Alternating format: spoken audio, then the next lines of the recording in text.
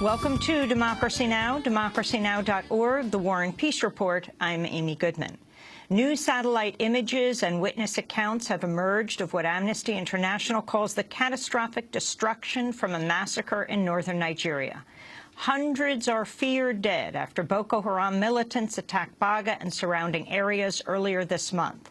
Before and after images taken of two adjacent towns show thousands of buildings damaged or destroyed. Amnesty says one town was completely wiped off the map.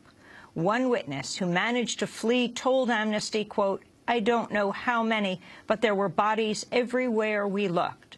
The Nigerian military has claimed a toll as low as 150, but it could be as high as 2,000 dead. Amnesty said, quote, "Of all Boko Haram assaults analyzed by Amnesty International, this is the largest and most destructive yet, a deliberate attack on civilians whose homes, clinics, and schools are now burnt-out ruins." An underground Belgium arms dealer has turned himself into police in Brussels, saying he sold the weapons to the gunmen in last week's Paris attacks. French authorities have also reportedly identified the accomplice of Amadou Coulibaly, who killed 4 in a kosher supermarket. The news comes hours after al-Qaeda took responsibility for the Charlie Hebdo massacre, saying it was ordered by top leader Ayman Zawahiri.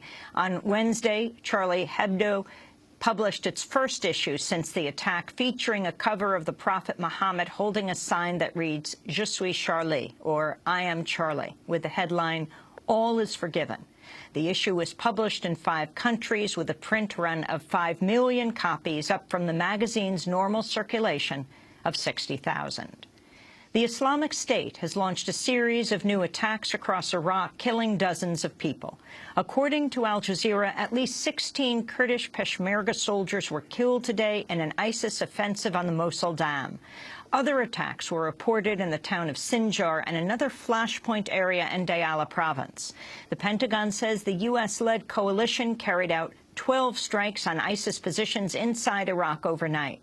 General John Allen, the U.S. envoy for the global coalition, said Iraq is on the front lines of the campaign against ISIS following the recent attacks in Paris and other Western cities. As we saw so tragically in Paris last week, Iraq is on the front lines of a global conflict. I was in Paris last week meeting with French and European counterparts as the crisis there was unfolding. And it was a stark reminder that Daesh's dark, violent ideology has a long reach. Even before Paris, we saw terrorists inspired by Daesh wreak havoc in other capitals of the coalition, in Sydney, and in Ottawa, and in Brussels. The United Nations has issued a new appeal for Syrian refugees as a harsh winter sets in. The UN Refugee Agency says 2/3 of Syrian refugees in Jordan are now living below the absolute poverty line of $96 per month. A UNICEF spokesperson said more children are endangered by the day.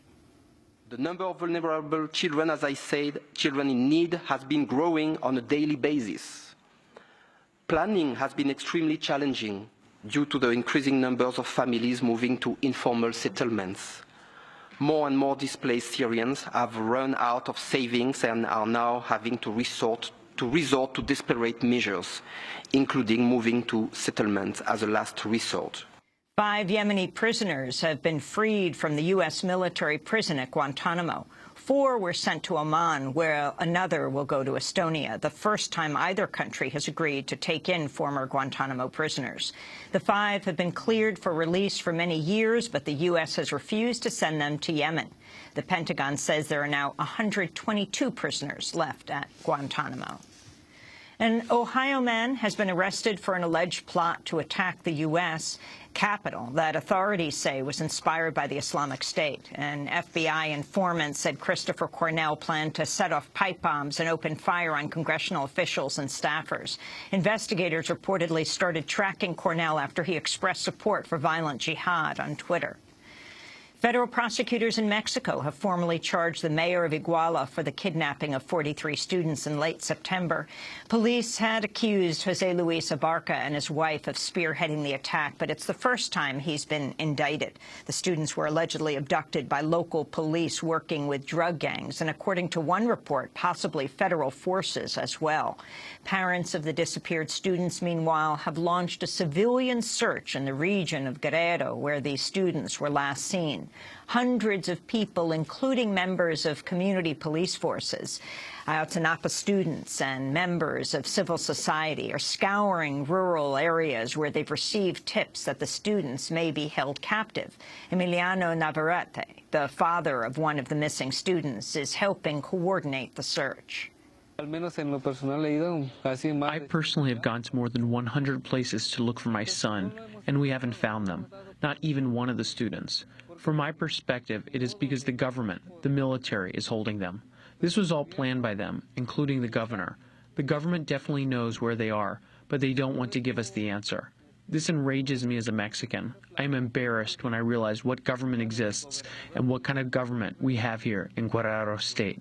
And the Republican-controlled House of Representatives here in the United States has voted to undo major portions of President Obama's executive action on immigration.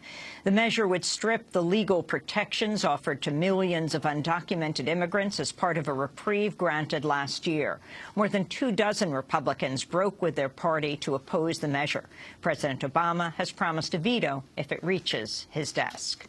And those are some of the headlines. This is Democracy Now!, democracynow.org, The War and Peace Report. I'm Amy Goodman. And I'm Nermeen Sheikh. Welcome to our listeners and viewers around the country and around the world.